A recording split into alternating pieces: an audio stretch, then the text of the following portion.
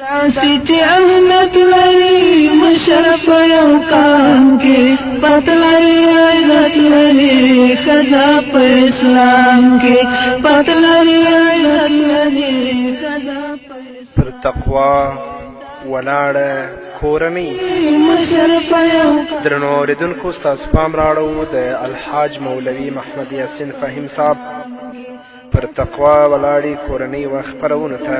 په اسلام کې کار به د هوس نه وي مور به وي یا خور به وي ښکلې په حیا به وي مشره د خپل کور به وي.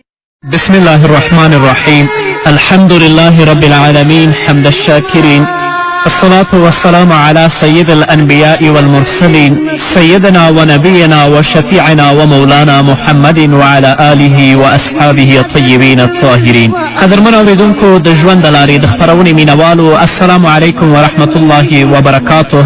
ستاسو روغتیا او خوشحالي د پاک رب نه غواړم په دې هیله چې د صحت او عافیت جامې پر تن ولرئ او خوشحالي مو په برخه وي. دا د زه محمد یاسین فهیم د ژوند د لارې د خپرونې په وړاندې کولو کې ستاسو په خدمت کې یم. زموږ د نن ورځې د خپرونې موضوع بیا هم پر تقوا ولاړه کورنۍ. قدرمنو اوریدونکو، په نننۍ خپرونه کې غواړم تاسو ته د مسلمانې ښځې ځانګړتیاوې او د مسلمانې ښځې صفتونه بیان کړم، او دا 10 صفتونه دي. که په هرې ښځه کې دغه 10 ځانګړنې او صفتونه هغې ته د جنت زیری ورکړئ او موږ د ځمکې پر سر د الله رب العزت شاهدان او ګواهان یو. د مسلمانې ښځې لومړنی صفت پر الله تعالی باندې پوره ایمان او باور لرل، داسې چې په شپه او ورځ سفر و حضر خوب او په ویښه کې الله حاضر او ناظر وګڼي. داسې ایمان لرل چې الله پاک د اورمیږ تر رګ هم ځان ته نږدې وبولي، په سختي، خوشحالي، مصیبت، غم، ښادي او هر حالت کې الله رب العزت په یاد ولري، لکه څنګه چې الله فرمایي وعد الله المؤمنین والمؤمنات. له دغو مؤمنانو نارینهو او ښځینهو سره د الله تعالی وعده ده، یعنی هغه څوک چې الله د هغه په یاد وي، الله نه ویریږي، که هغه نارینه وي که ښځینه وي، هغو سره د الله وعده ده، او د الله وعده څه شی ده؟ جنت دی. الله رب العزت په دغه آیت کې سړی او ښځه جلا مخاطب کړي چې هغوی ته دا پیغام ورسوي چې تاسو هم په دین کې لویه برخه لرئ. همدارنګه الله په سورة مریم کې 96 آیت کې فرمایي ان الذین آمنوا وعملوا الصالحات سیجعل لهم الرحمن ودا. دا باوري او یقیني خبره ده. کومو خلکو چې ایمان راوړی او ښه عملونه یې کړي، ډېر ژر به رحمان د هغو لپاره په زړونو کې مینه پیدا کړي. ځینې مفسرینو د وود په څېړنه کې ویلي دي چې الله رب العزت به پخپله د دوی ترمنځ او همدغه راز د دوی او د الله ترمنځ محبت پیدا کړي. همداراز علماو لیکلي دي چې دوی ته به د خلکو په زړونو کې الله رب العزت محبت پیدا کړي. همدارنګه الله په سورة کهف کې 10 آیت کې فرمایي ان الذین آمنوا وعملوا الصالحات انا لا نضيع اجر من احسن عملا. پاتې شول هغه کسان چې ویمني، ایمان راوړي او ښه عملونه وکړي، نو دا یقیني ده چې موږ د نیکوکارانو اجر نه ضایع کوو، که هغه نارینه وي که ښځینه وي. نو د مسلمانې ښځې لومړنۍ ځانګړنه او صفت دا دی چې تر هر څه وړاندې باید له الله سره په تماس کې اوسي، د الله په عبادت، ذکر، نفل کولو او نیکو کارونو پر بنسټ په خپل زړه کې ایمان ځای او مضبوط کړي. په دې پوه شئ چې ژوند سره او سپین زر نه دی، ژوند خاوند هم نه دی. ښځې د قوي ایمان پر مټ له دغو شیانو پرته هم ښه او له آرامه او سکونه څخه ډک ژوند کولی شي. خو که ښځه په خپل 5 وخت لمانځه د الله په عبادت او حجاب کې سستي او بې پروایي وکړي، په الله قسم که په ښکلې او لوړې ودانۍ کې ژوند وکړي، د نړۍ تر ټولو ښه خواړه ورته ورسیږي او په بهترینو موټرونو کې تګ او راتګ وکړي، دغه ټول شیان به ورته د زړه په تنګوالي، بدبختیو او داسې نورو ستونزو بدل شي. لکه څنګه چې الله رب العزت په سورة نحل کې 9 آیت کې فرمایي من عمل صالحا من ذکر او انثى وهو مؤمن فلنحيينه حياة طيبة ولنجزينهم أجرهم بأحسن ما كانوا يعملون.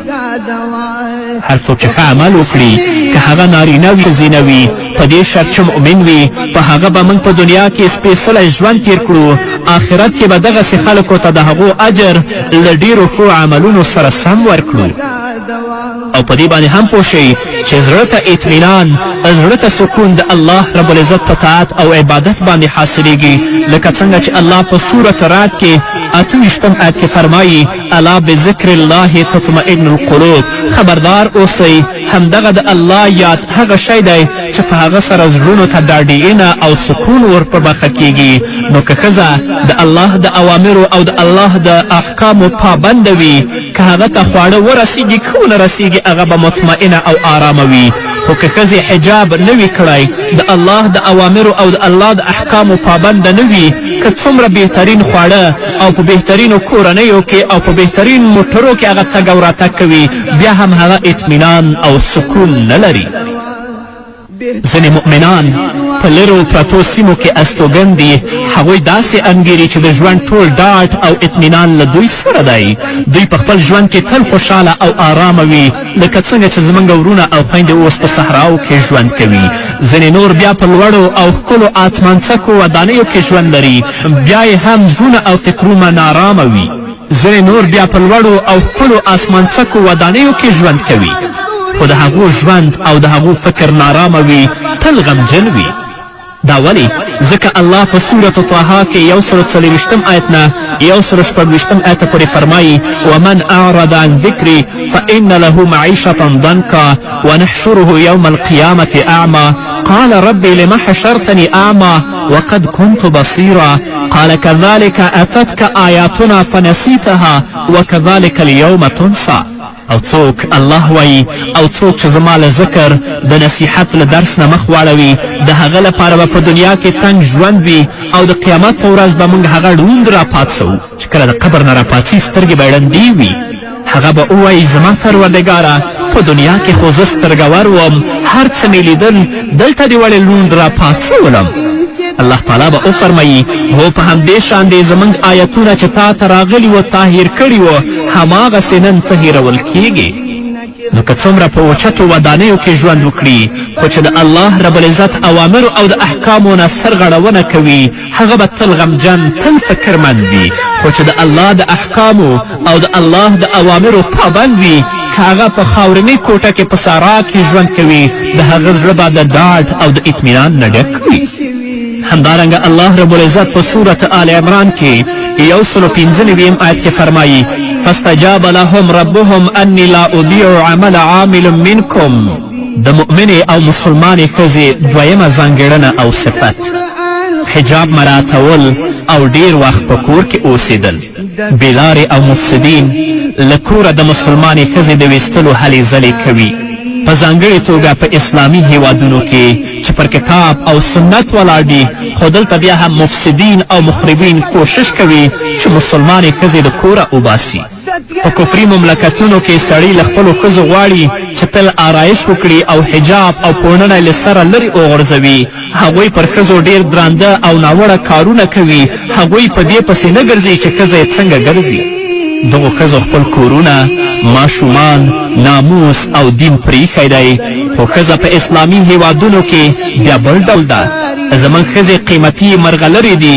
الله رب العزت په سورة احزاب کې 33 آیت کې فرمایي وقرن فی بیوتکن ولا تبرجن تبرج الجاهلیة الاولی.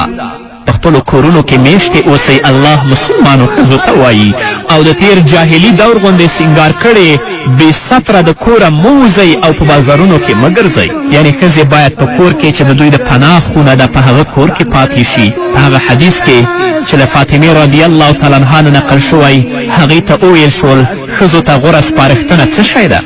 فاطمة الزهرا رضی الله تعالی عنها وویل هغه دې سړیو ته نه ګوري او سړي دې هغې ته نه وګوري. همدارنګه رسول اکرم صلی الله علیه وسلم فرمایي که کله چې ښځه د خاوند له کوره په داسې حالت کې اوځي چې آرایش یې کړی وي او عطر هم پر ځان وهلي و دا ښځه زناکاره ده. الله وایي وقرن فی بیوتکن ولا تبرجن تبرج الجاهلیة الاولی. ښځه باید د الله رب العزت د دغو لارښوونو سره سم په کور کې پاتې شي او له ضرورت پرته د باندې له وتلو ډډه وکړي. د عربانو یو مشهور متل دی، هغوی وایي 3 شیان ښځه خوندي ساتي: خاوند، کور او قبر. نو د ښځې خوندیتوب په دې کې دی چې هغه په خپل کور کې پاتې شي، بغیر د ضرورته د کور نه ونوځي او په کوڅو او په بازارونو کې چکر ونه وهي. د مؤمنې ښځې 3م صفت او 3مه ځانګړنه سترګې ټیټې اچول او د ځان او ناموس ساتل. الله رب العزت په سورة نساء کې 15 آیت کې فرمایي ولا متخذات اخدان، نه په پټه یارانه پالونکې.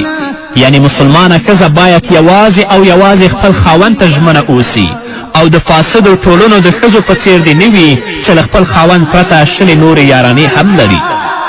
رسول الله صلی الله علیه وسلم د عرفې په ورځ د انسانانو حقونه اعلان کړل. په دغه ورځ چې د انسانیت بنسټونه او د ښځو حقونه اعلانول، ویل هغوی مو چې نه خوښوي ستاسو پر فرش دې نه کینی.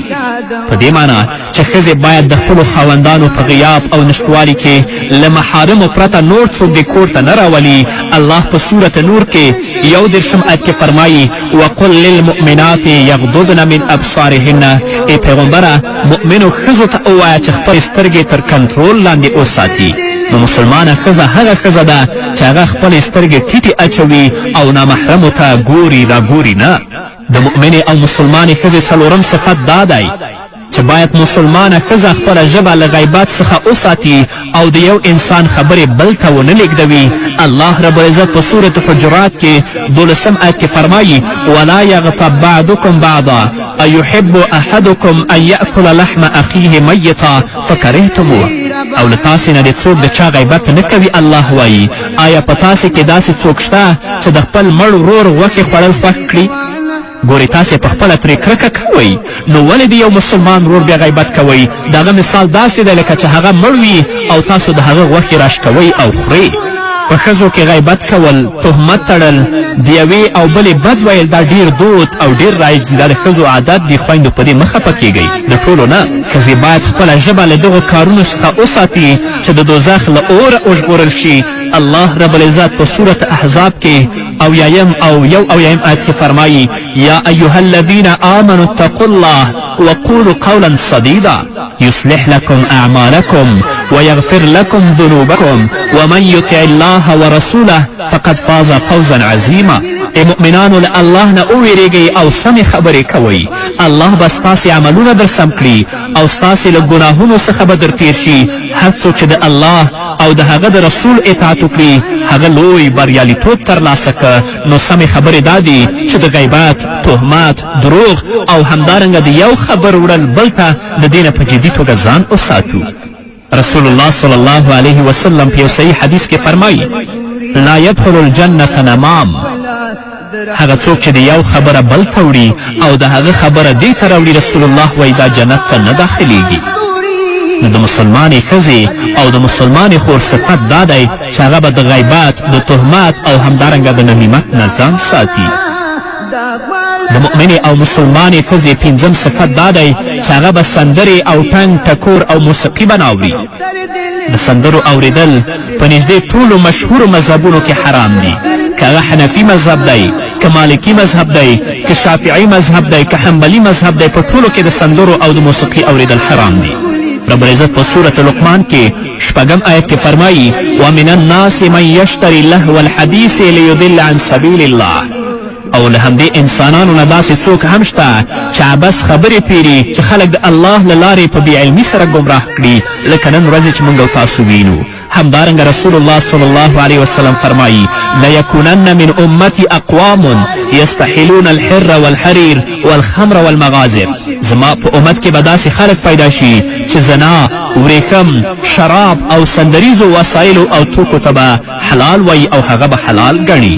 هغوی چې سندرې اوري 3 سزاوې ویني. اول د الله جل جلاله او د هغه ترمنځ اړیکه شلیږي، رابطه قطع کیږي، رابطه شیطان سره ټینګیږي. دویم قرآن، حدیث او محمدي سیرت نه خوښیږي. دریم الله پاک هغه د جنت له ښکلي غږ څخه بې برخې کوي او محروموي. دا هم د هغو خلکو سزا ده چې هغوی په دنیا کې موسیقي او سندرې اوري. الله رب العزت دې موږ د خپلو اوامرو او احکامو پابند وګرځوي تر څو چې الله رب العزت موږ په هغه دنیا کې د جهنم نه وساتي او جنت هم داخل کړي. په همدې هیله قدرمن اورېدونکو نور به واورو خو د یوې دمې نه وروسته. کلی په حیا بوي مشره د خپل کور بوي تل به پاک لمنوي شرعي نظام کې پت لري عزت لري غزا په اسلام کې پت لري عزت لري غزا په اسلام کې داسې چې اهمیت لري مشر په یو قام کې پت لري عزت لري غزا په اسلام کې پت لري عزت لري غزا په اسلام کې. قدرمنو اورېدونکو بیا هم زموږ سلامونه او نیکې هیلې ومنئ. د مؤمنې ښځې او مسلمانې ښځې شپږم صفت هغه دا دی چې هغه به د خپل خاوند احترام او درناوی کوي، د هغه د حقونو پر ځای کول، د هغه د آرامتیا لپاره هلې ځلې کول او د الله تعالی د لارښوونو سره سم د هغه اطاعت کول. دا د مسلمانې ښځې صفت دی. رسول الله صلی الله علیه وسلم فرمایي چې ښځه خپل 5 وخته لمونځ وکړي، په رمضان کې روژه ونیسي او د خپل خاوند اطاعت وکړي، د خپل رب جنت ته داخلیږي. دا هم د خاوند په اطاعت کې راځي چې کله هغه ماښام ستړی ستومانه کور ته راګرځي د هغه د خوشحالولو هڅه دې وکړي او د هغه د آرامتیا زمینه دې برابره کړي. خپل خاوند ته دې وخاندي، د هغه پام دې ځان ته راواړوي، هغه ته ستونزه او لانجه جوړه نه کړي، پر هغه د هغه له توان پورته کوم کار ونه کړي، د هغه په نشتوالي او غیاب کې د هغه رازونه پټ وساتي، د هغه د خبرو پر مهال غلی اوسي او د خپل خاوند خبرو ته غوږ ونیسي، د هغه اولادونه له اسلامي لارښوونو سره سم وروزي، د هغه د لارښوونو او سپارښتنو نه سرغړونه ونه کړي. دا د خاوند احترام او د خاوند درناوی دی. د مؤمنې او مسلمانې ښځې اووم صفت په ورځنۍ چارو کې صرفه کول یعنې سپما کول چې اسراف ونه کړي. که هغه په خوراک کې وي، که په څښاک کې وي، که په پوښاک کې وي. الله رب العزت په سورت اسراء کې 28 آیت کې فرمایي ان المبذرین کانوا اخوان الشیاطین وکان الشیطان لربه کفورا.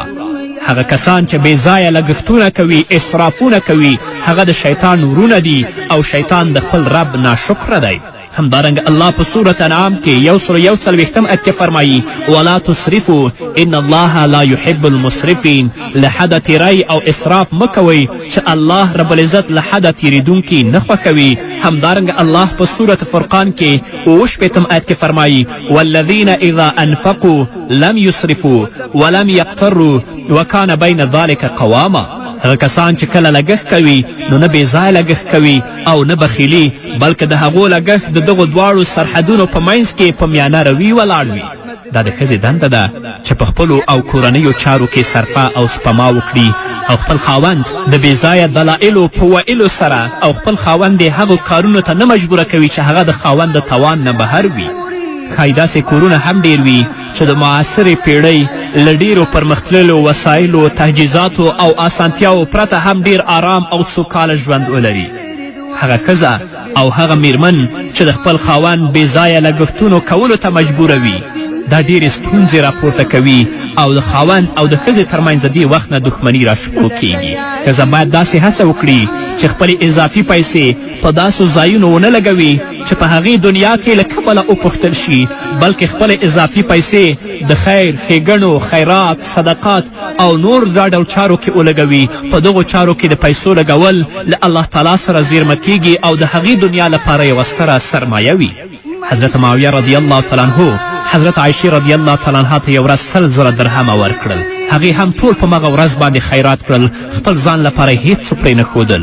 عایشه رضی الله تعالی عنها په هماغه ورځ روژه وه، خو چې کله د ماښام اذان کېده خپله روژه یې په خرماو او په اوبو باندې ماته کړله.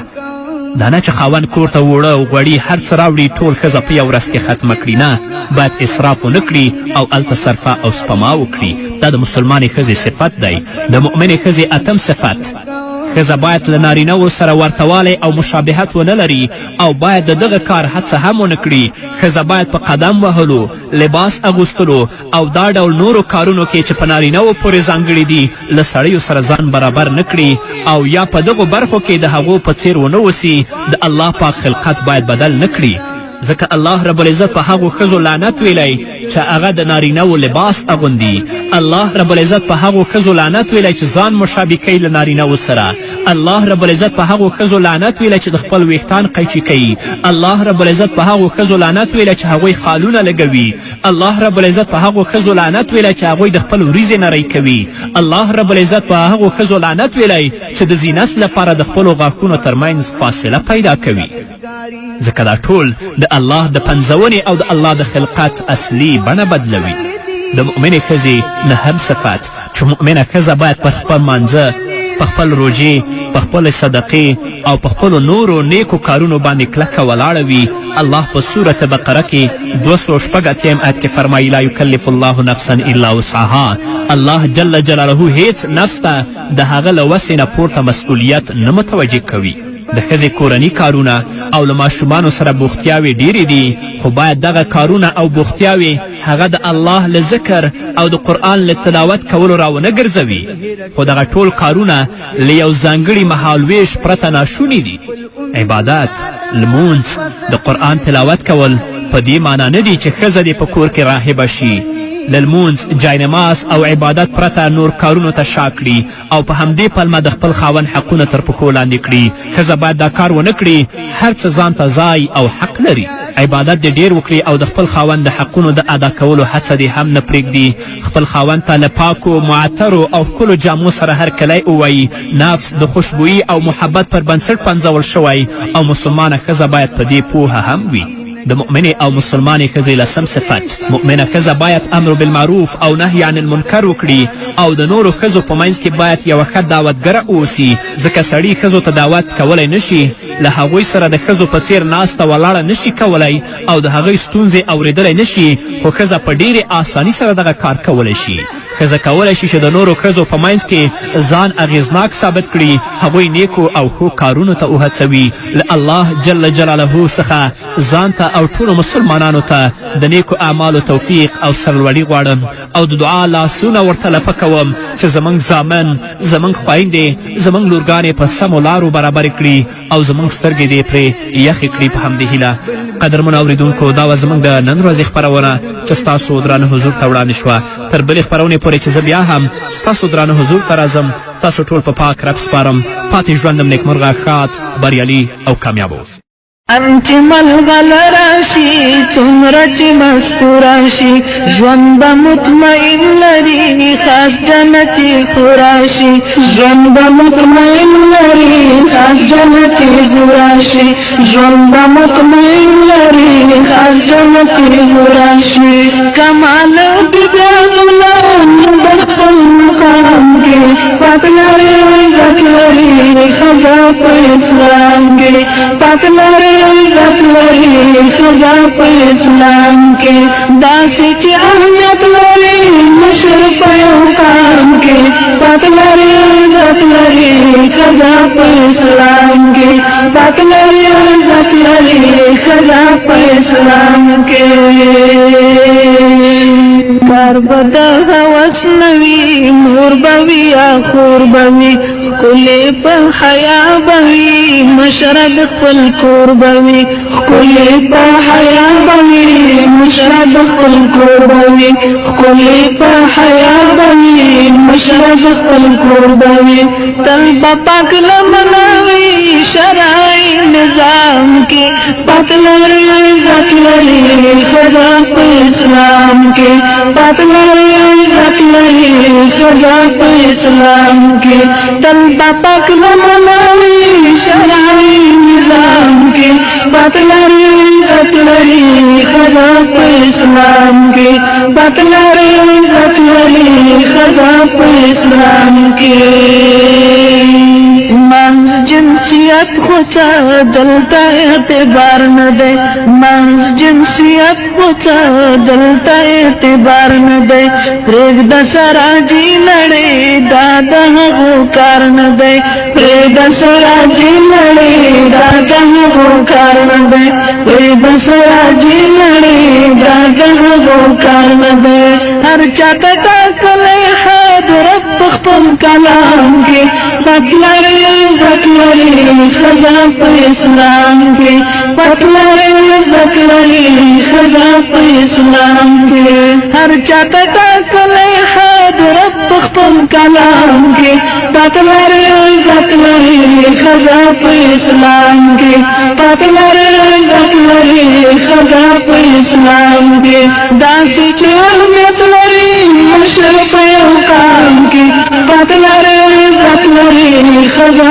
پہ اسلام کے پتلر عزت لری خزا پہ اسلام کے داسی چاہت لری مشرف اوقام کے پتلر عزت لری خزا پہ اسلام کے پتلر عزت لری خزا پہ اسلام کے پتلر عزت لری خزا پہ اسلام کے پتلر عزت لری خزا پہ اسلام کے داسی چاہت لری مشرف اوقام کے پتلر عزت لری خزا پہ اسلام کے پتلر